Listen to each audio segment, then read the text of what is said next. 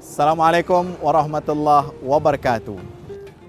Imam Hasan Al-Basri, Sayyidut Tabi'in, penghulu para tabi'in, menuturkan sebuah kisah yang patut untuk kita renungkan.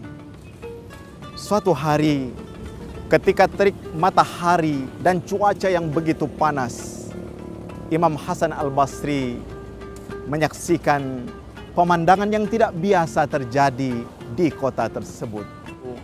Beliau melihat 4 orang laki-laki yang tengah memikul jenazah. Saat itu mereka bergegas menuju ke pekuburan untuk memakamkan jenazah tersebut.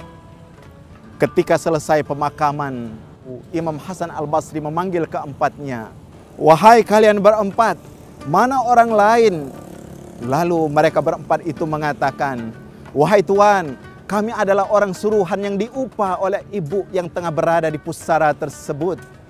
Imam Hasan Al-Basri mengatakan, "Sampai diupah untuk mengantarkan jenazah? Subhanallah."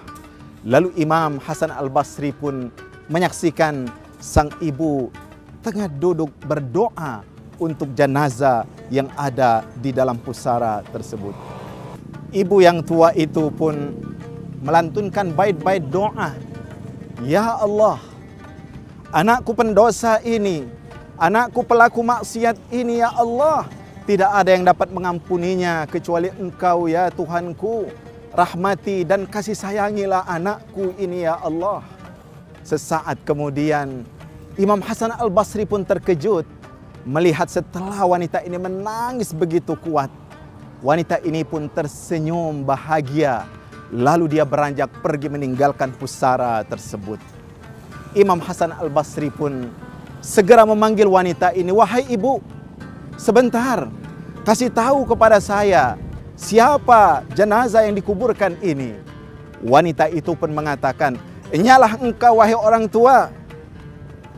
Engkau tidak merasakan kesedihan yang tengah aku rasakan saat ini." Imam Hasan Al-Basri pun mengatakan, "Perkenalkan wahai ibu, aku adalah Hasan Al-Basri, seorang ulama di negeri ini."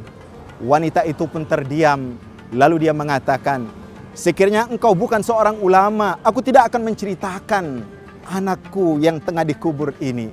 Wanita itu pun memulai ceritanya, "Wahai imam, sesungguhnya anakku ini seorang ahli maksiat, seorang pendosa, seorang yang senantiasa berbuat kejahatan. Seluruh orang di kampung ini tahunya anakku ini pelaku maksiat. Sampai mereka tidak mengetahui suatu saat anakku ini bertaubat kepada Allah Subhanahu wa Ta'ala." Wanita ini pun melanjutkan kisahnya, "Wahai imam, anakku ini senantiasa aku doakan setiap malam kepada Allah Subhanahu wa Ta'ala.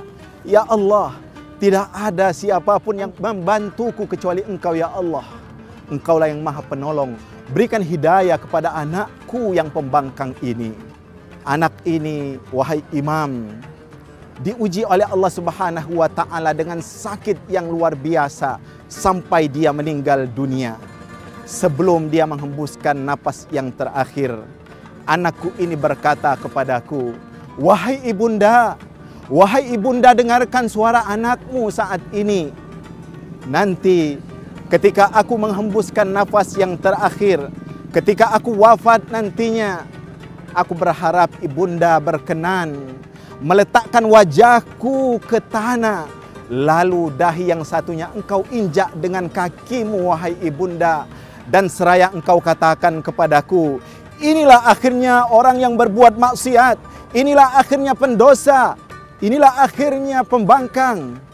Lalu dengan suara lirih anakku mengatakan, "Wahai ibunda, ketika aku wafat nanti, tidak usah kasih tahu orang sekampung ini, tidak usah kasih tahu keluarga kita. Tentu mereka tidak akan bersimpati kepadamu, karena aku memang anak pendurhaka dan anak yang nakal.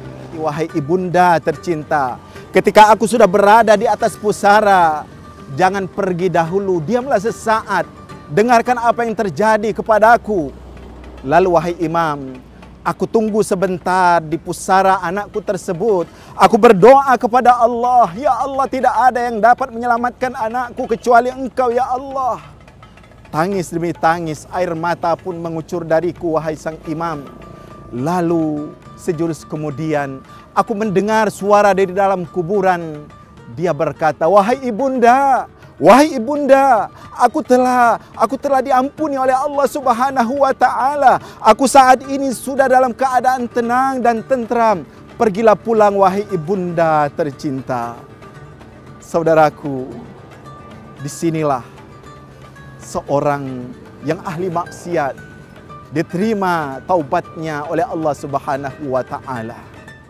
Allahumma ij'alna minat tawwabin waj'alna minal mutatahhirin waj'alna min ibadikas salihin. Ya Allah, jadikanlah kami orang-orang yang senantiasa bertaubat kepadamu, orang-orang yang senantiasa membersihkan jiwa dan diri kami, dan jadikanlah kami orang-orang yang soleh.